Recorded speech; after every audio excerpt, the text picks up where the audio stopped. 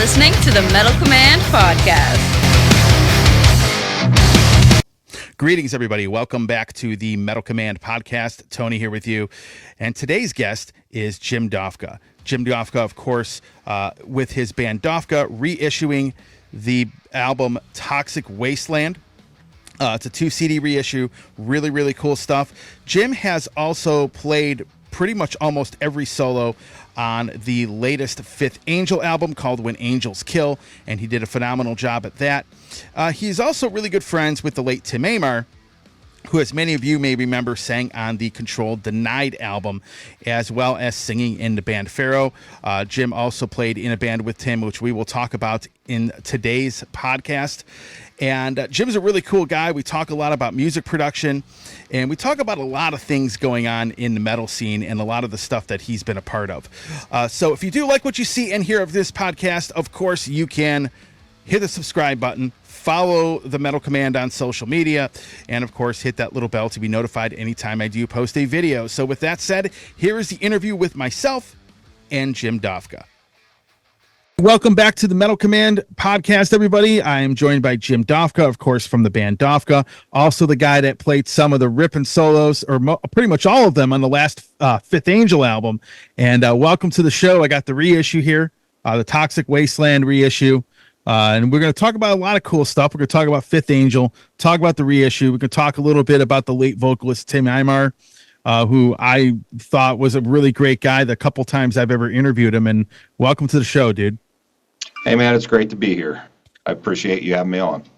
So let's talk about this reissue. I had never heard any of these songs before, and I finally checked this CD out. A lot of really cool stuff going back, you know, over 30 years. So talk about the reissue and finally putting this out. All right. So I'll try to give you the long story short. So I was probably 17 years old when I signed to Black Dragon Records. Mm-hmm. They kept offering us deals in the band Screamer. I was playing with them, and they offered a deal for Brick Mistress, and then finally the president of Black Dragon Records said, "Jim, we got to do a record together." So that's how it came about. And interesting, you brought up Tim Aymar. He was originally going to sing on the Toxic Wasteland album, and then he had just joined the band Triple X from Pittsburgh, and their management didn't think it would be a good idea to have his voice on my record and also on their stuff because they were trying to shop to get a deal. So my buddy Scott Edgell, we went to school together. Again, we were 17 years old, 18. He came in and did the record. We had a very short period of time to do it. You know, it's a moment caught in time. I wish I could go back and remix and do things, but it is what it is. It's a stepping stone, and I'm really very happy with how it's been taken by the public, everybody buying it. So what happened with it, it was released on Black Dragon Records in Europe, and then it wasn't released in America until about 6 months after. We just pressed it on cassette only, and then 8 years later, it came out on Conquest Records, and then now both versions had some different songs on them. So this version on Stormspell has all of the songs from the European one, the USA one, and then there's a 19-song bonus track CD, which sonically isn't the best, but our singer that we played live with, Chet Miller, I just thought he sounded amazing on those tracks, and it needed to be included. And it will probably never be on iTunes or any digital download format, the bonus tracks. It's a one-off thing for this, and it seems like everybody's enjoying it. So I'm Sure. glad that there's people still interested. I'm blessed. Yeah. So I just found the DAT tape when I interviewed Tim Aymar, and that was with the Control Denied came out. And I started listening to it. I got a lot of work to do on making the audio quality a lot better because that was like 25 years ago, and I think maybe even longer than that. And I just remember interviewing him. But when I listened to the interview, he mentioned your name no less than like 20 times. He was actually talking about stuff that he had done with you previously. He just kept saying, "Yeah, Jim Dofka," and I had no idea at the time who the hell you were. But Sure. I mean, but he did talk about a lot of it because I think I was asking him about his background. Like, where was he before that? And he kind of described a lot of his musical endeavors. And then I know there's an interview from when I think the second Pharaoh album came out that's someplace out there, because I think I had him and Matt on my show at the time. I mean, it was a long time ago. And you were talking, man, like maybe 20 years ago now. So sure. But he did mention your name quite a bit, and you guys seem to really have a good relationship. Yeah, we turned into like brothers. I knew him since like 1990, maybe a little before that. I first saw Tim when he was singing in the band 313. I was in the band Screamer, and I would book shows and bring bands from out of town. And I brought 313 to Ohio, and they did a show with Screamer and a band from Philadelphia called Washed. And that show, everybody still talks about it to this day. And then we didn't really work together until maybe 94, and we tried to change the name of the band Dofka to Psycho Scream, and we released an EP, and we wrote another 10-song full-length record. And he moved to Washington, PA, where my studio is, where I'm at now. And we played some shows as Psycho Scream off and on for years, and then we did a lot of writing, and we've always just been brothers. And Matt Johnson from Pharaoh, was introduced to Tim through me, and same with Chuck Schuldiner. Chuck called me, and he was like, "Oh, the Virtual Insanity recording, best thing ever." And then a few phone calls in, Chuck was like, "Can I steal Tim?" And I said, "You're Chuck Schuldiner. Of course you can." He said, "I'll give him back." And so they did the Control Denied, and actually the Sound of Perseverance was going to be the first Control Denied.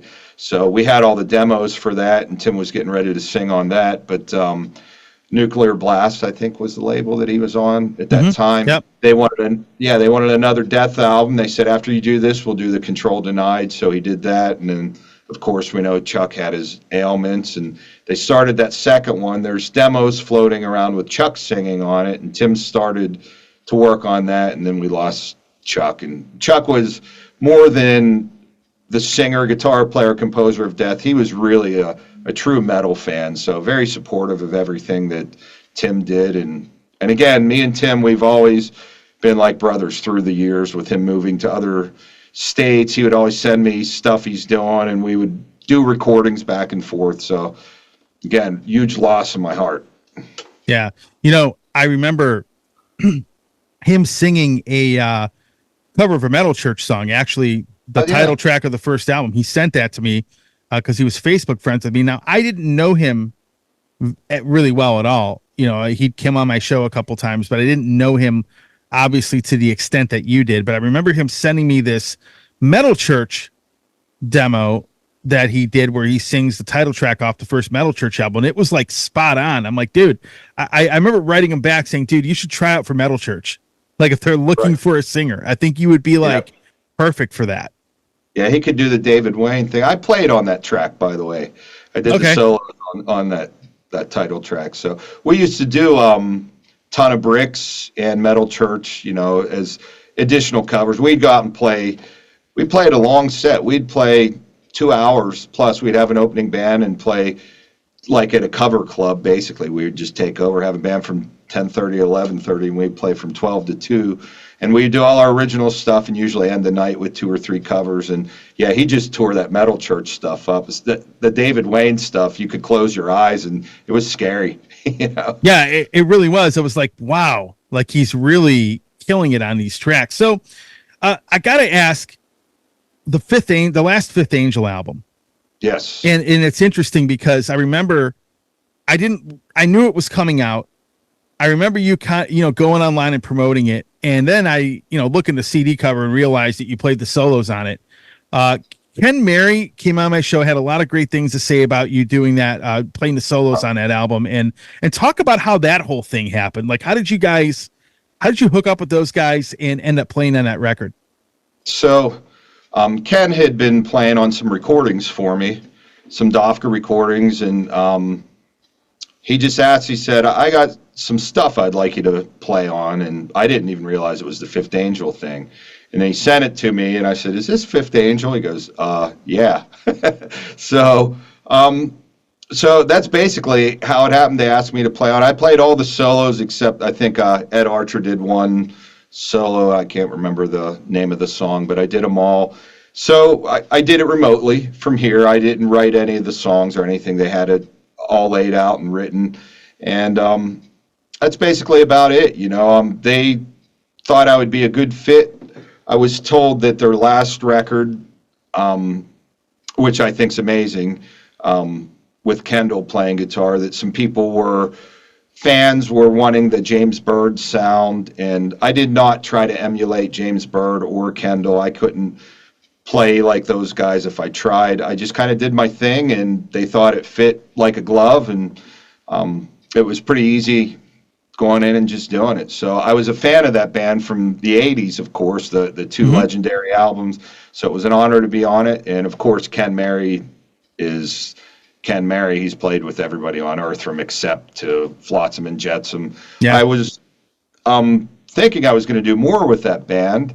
They invited me to go to Europe once for one of the German festivals, and it was a go. We were supposed to rehearse when we got over there, and Ken was going to be over there with Flotsam and Jetsam already, and then he got pulled off the plane. His passport expired within 70 days, and I guess they don't let you in the EU, so Flotsam got another drummer for the rest of that tour, and then the Fifth Angel dates got canceled. And then the next time they were going to keep it true, they invited me, but there wasn't going to be rehearsals. We were supposed to rehearse in Germany, and we couldn't, and they played with Ethan Brosh live, and Ed Archer, the original guitar player, could do it, and I think that was the best choice for the band at the time. And also for the music videos, I was not in the videos, and I just felt like, they got 10,000 guitar players, and this is the best choice for them. So it was an honor to be on the album. I think it's a great album, and I'm still in touch with those guys, and I just played on a few songs from John Macco, the bass player from Fifth Angel. He's got a solo CD coming out, so I just did a few things for him. Awesome. So you sent me a copy of Humanity Bleak. I got to ask you, when's the next Dofka album actually coming out? Because I've listened to the album for quite a bit. I actually bought a copy when it actually came out. So I know it's been a long time. So what do we got going on with that? It has. So we have a full length recorded already with Chet Miller singing, who is on all those bonus tracks on the Toxic Wasteland reissue. Me and Chet had a long history too. We played in Screamer together, and that band Screamer, we played like 25 shows a month nonstop for like 3-4 years. It was so different back then. There was no social media. We had a really good, I guess you'd just say Chet and I had a really good writing chemistry, but we never got to put something out together that sounded the way we wanted it to. So he's back, and we wrote the album, we recorded it. There's some mixes that have been going back and forth, but I was not quite happy with the guitars. So now I'm happy with them. We did a music video. Our artist did 2 animation videos, so it's on the cusp. I think it'll probably be in the fall. It'll be out. I don't have a title or anything yet, but there is a new record. There's a new album. Sweet. So you teach music. You yes. Actually have a studio, but you do teach music. And I find that fascinating because you don't see a lot of places like there used to be doing that. I mean, I've always felt that the arts have become more and more underappreciated as time has gone on. And what's it like teaching music to kids today as opposed to maybe what it would have been like, 25 years ago? So, well, I'll tell you a little bit about the place. I'm in Washington, Pennsylvania. It's called J&K's Musician Workshop. That's Jim and Karen. Mm-hmm. I have 6 other music teachers here. We're not a retail place. We don't sell anything. I'm here right now, just getting done with lessons. I also have a recording studio here too, so that's where I record my stuff, and I record other bands, and I do jingles and do all kinds of stuff, all styles of music for session stuff. As far as kids, I have kids that I teach from age 7 to 87, so I call them my old kids. We have drum lessons here, vocal lessons. I teach guys that are in death metal bands. I teach guys that are in country bands. I teach young kids. I don't know if you're familiar with the band Tiwanaku. That's Emo Mowery. He was in the band Nocturnus, kind of a death metal singer. He's taken voice lessons with our vocal teacher now before he goes on tour in Bolivia. So we got all kinds of styles, but it all leads back to the same thing, the fundamentals. And I teach, music theory.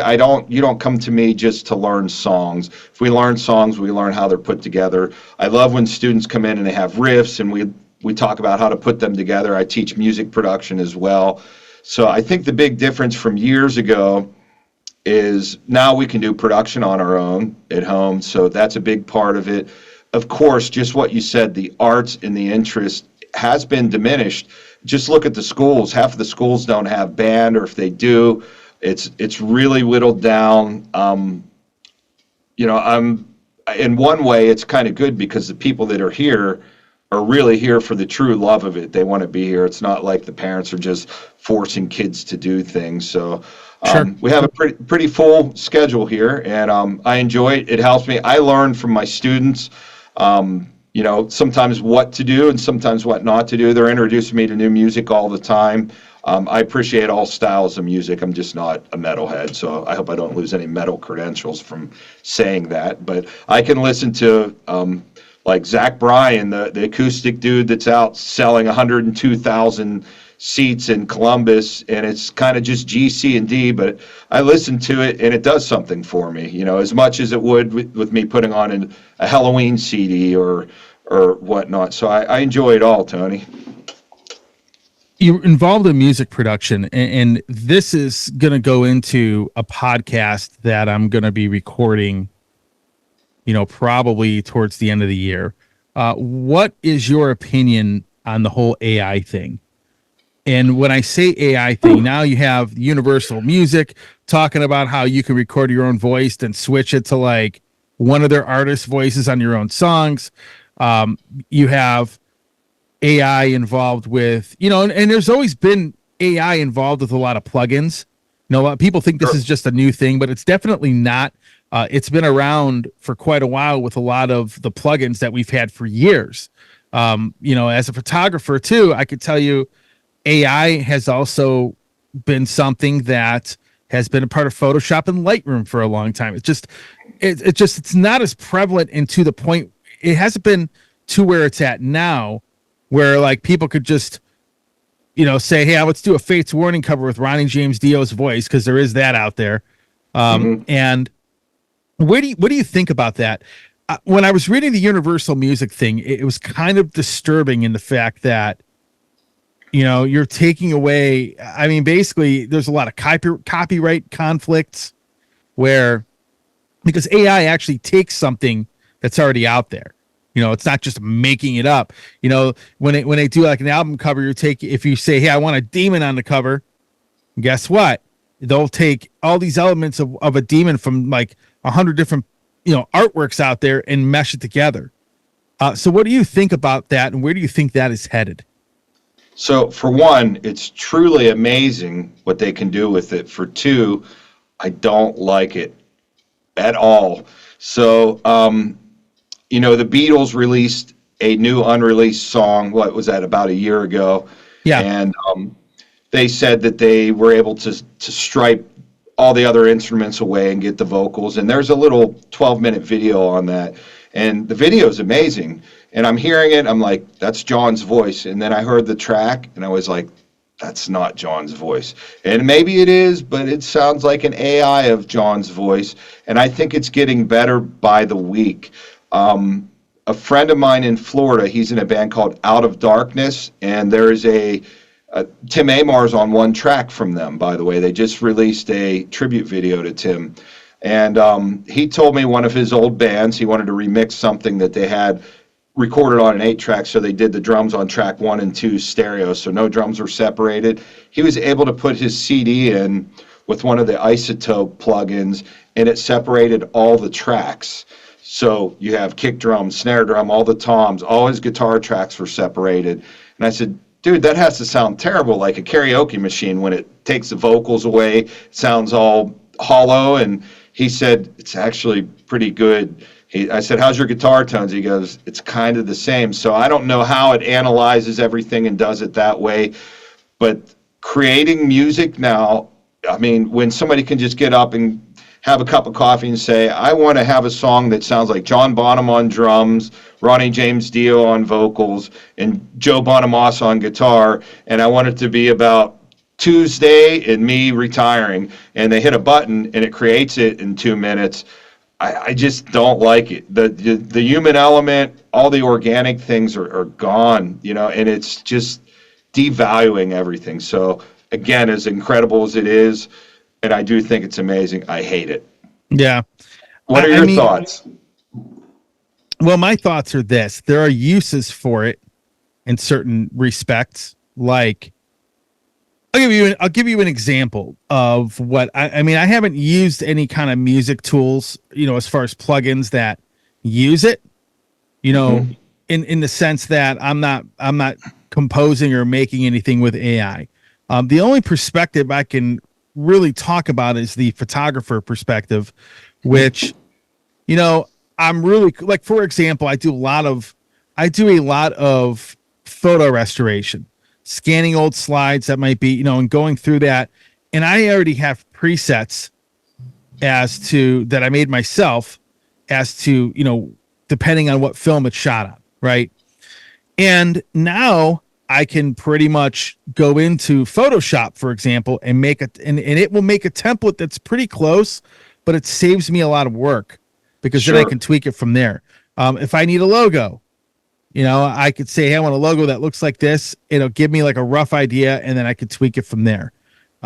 If I have any kind of idea that I come up with, I could dictate it in there, and it can give me something pretty close, and then I can kind of tweak it and make it my own from there.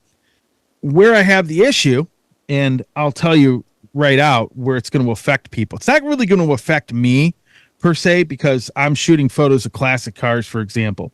But I'll show you something here. A lot of people that do portrait photography, model photography, right? Mm-hmm. In 3 minutes, and I'm sorry, in 30 seconds, if you see this photo that I have right here, that swimsuit model by sunset, that is not a photograph that I took. I went into Photoshop Mobile and just said, I wanted because I have a friend of mine who told me, models will never be replaced. I'm like, yeah, they can. And so what I did is I dictated, I wanted a blonde-haired woman that's a model wearing a bikini in front of the sunset on a beach. And it made me that in literally probably 20 seconds. Unbelievable. So what happens is, and it affects society too, because here's what happens. You get AI, you get a lot of these people that go on Instagram, right? And they put these kinds of photos. They'll take their photo, put it on there. And, let's take for, and I like it for editing purposes and helping out. But when you start making people think there's something they're not, right? Yes. And like Instagram is notorious for that. You get dudes that'll go on there. They're going to be kind of overweight, but what they'll do is they'll use AI to enhance themselves, and it looks nothing like them, right? You might get, a woman that goes on there who might be in her 60s, and she'll AI herself to make herself look like she's 20. And then, you go meet the guy in a date, and she ends up running into the crypt keeper, right? Or he ends up running into that. And Instagram, makes somebody that, may not be as desirable, we'll say, look really good. And then when that person meets them, they get catfished. And I think that's where you're running into this. It's giving people a sense of a false sense of something that doesn't exist. And so for the musical perspective, I hate it. I can usually tell, but at the same time, not everybody can do that. Not everybody has the ear for that. What I do kind of think is sort of cool is for those people that go on streaming platforms or whatnot, and even on like Amazon, if you go buy a CD on there, AI will use what you're listening to, what you bought, to suggest things. And I've actually found and heard of bands out there that I've never heard of before because of that. So I mean, that would be a good aspect. But I mean, do you think, are algorithms the same as AI? I mean, I thought it was a lot of, if you like this, you got a list of this. Is that all AI suggesting you I bands? mean, yeah. Yeah. I mean, think about it. I mean, yeah. I mean, when I go and I type in, I don't know, I don't have a CD in front of me, but let's say I go and I type in Rhapsody of Fire. I mean, that's just a CD, I bought. It gives me a bunch of bands that sound kind of similar and bands I've never heard of, and I actually go and check them out. Well, I thought one of the things, I never had it on my phone. I don't know if it just comes on some of the phones, but that music DNA is pretty amazing. Like something will be playing, you turn your phone on, it says, "This is AC/DC, Shoot the Thrill," with the year and everything. It just takes it like 7 seconds and it IDs it. But so what you're saying about AI and photos, it's almost like, I think it's okay to have templates and all, but when the AI is doing the work, eventually that can knock you out of the game. Even when you say you're taking classic car pictures, somebody can say, make this car, I want it to be this color, and I want it to be this condition. So it can nuke you too, just like it will nuke us eventually as musicians. It'll nuke everybody. But, Yeah. I think from my standpoint, I don't think it's at that point yet. But I can tell you that it has made, you still need the human element to it. And I Sure. think that you already have like Metal Archives saying, we're not going to put any AI artists in here. And you kind of see where I'm going with it. I get it. Like I said, I don't like it. I watched one of the shorter Rick Beato episodes where he was talking about AI, and he played a few songs, and I honestly couldn't tell that the singers were AI. The one that you could hear, it almost sounded like somebody auto-tuned, but his son has perfect pitch, and I don't know if he has a daughter, maybe two, but as soon as he was playing it, his kids knew it was AI. They go, "Dad, why are you listening to AI?" And he couldn't tell. So I don't know if some people can just hear that. I can hear, obviously, artists. I remember when Shania Twain did her album where one of them was country and she did the same songs and it was rock, and she doesn't need auto-tune, but you could hear it all over the place on it, And Yeah, not a fan. why are they? Yeah, why are you doing that?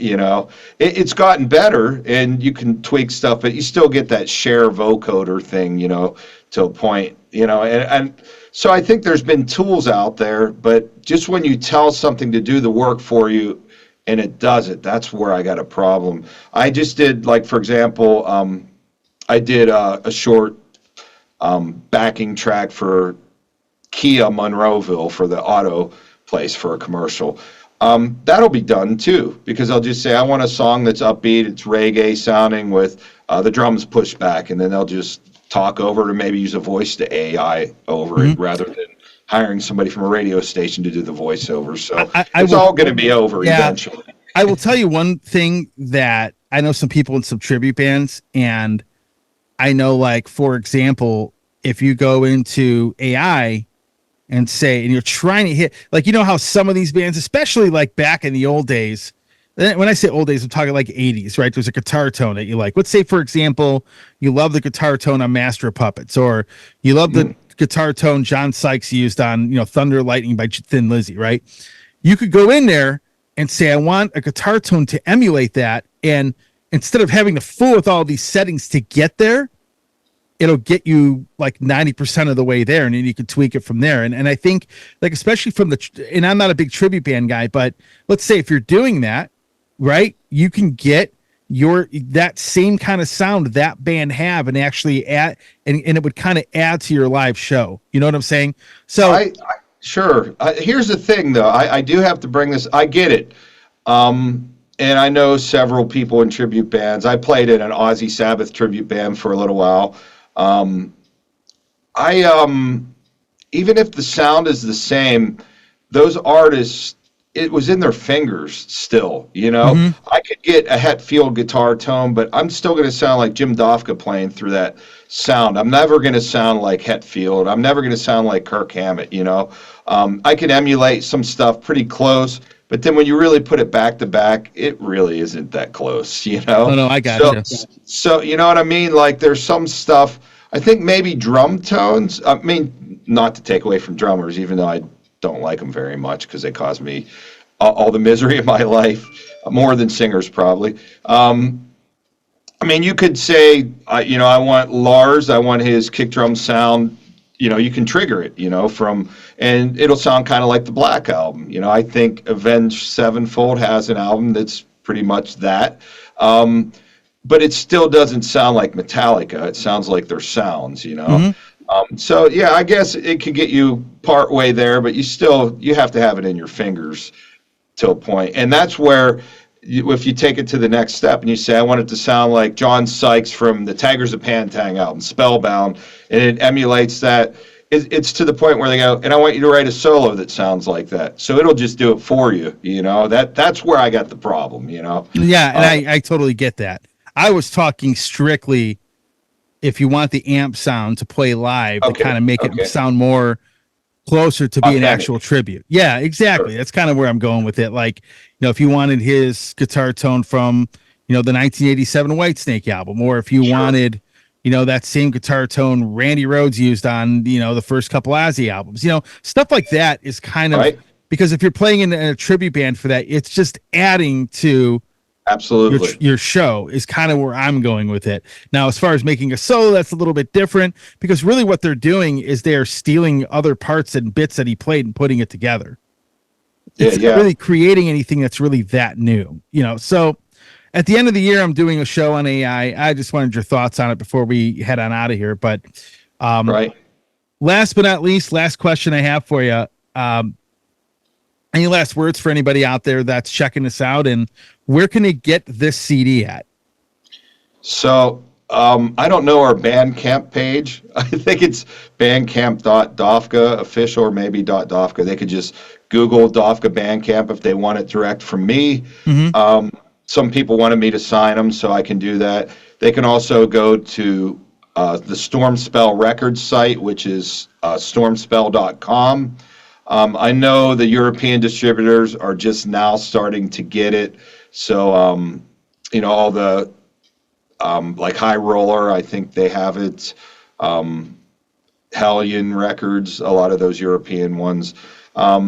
But that's probably the best way to get it. There's nailcityrecords.com from Wheeling. They can ship it to you. And I think that's about it, So I appreciate you having me on. You and I chat off and on, and I will definitely put in the Bandcamp link. I'll figure that out. Put it in the show notes. So then people can check it. People can check it out. And like I said, I think the reissue was well done. It's nice that people that wanted these songs, this album, it's been talked about. I had never heard it until I listened to the CD, but I think it's really cool. You finally got this put out properly, for the modern times, I guess. And I don't. This one isn't open. I do want to bring something up. This is not the original album cover. So this kind of is. This is the Conquest version, which the color is freaking horrible, and they repressed it, and it was even worse. And the Black Dragon version wasn't right either. However, if you take this booklet and you flip it over, it's the original album cover, and they actually finally got the colors right. Not that it was the most beautiful thing in the world with some guy rotting because the earth is toxic and et cetera. But so there's a few upgrades with that. Also, the logo's a little different. We used to have this logo, and we've been using this one since the Humanity Bleak CD. So, but I appreciate you having me on and chatting, and also I look forward to hearing those Tim Aymar interviews and all the other interviews that you have. You mentioned some. You got a lot. It needs the equipment I used to record that wasn't the greatest because I was just starting out, so it's going to need a lot of audio tweaking before I put it out.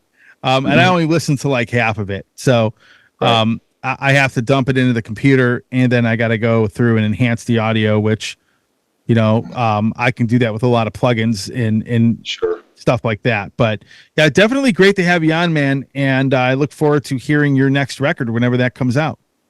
Right. I appreciate it. One other thing I'm going to add to this is the recordings with Tim Aymar will be reissued.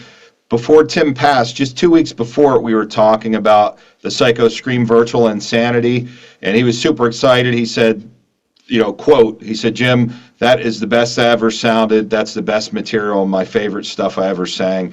I can't say it's his best because he's done so much great things, but that was ready to go. But after he passed, I didn't feel right releasing it, and I found some bonus tracks, and I was remixing some stuff, and a few times I opened the sessions and soloed his voice, and I just kind of got heartbroken and I shut it down. But a week ago, I went in there and I had to lay a bass track down on one song and finish that up. So I don't know if that Virtual Insanity will be out before the new Dofka album, but those are going to be really close together. So look for the Psycho Scream Virtual Insanity reissue and the new Dofka album.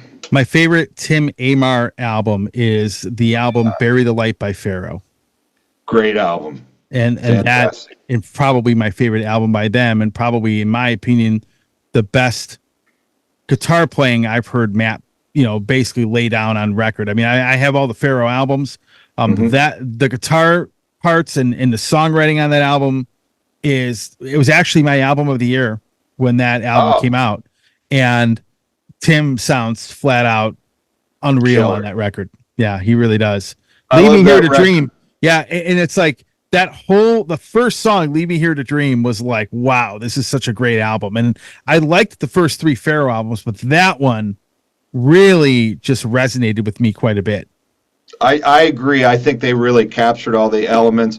I think The Powers That Be is my favorite one, though, for many reasons. But Bury the Light is amazing. And I just think everything, all the elements are there. The songs are there. The lyrics are amazing. Tim sounds amazing. And Matt is just ripping on it. So yeah. I mean, it's ridiculous. So, all right, man. Well, hey, thanks for coming on.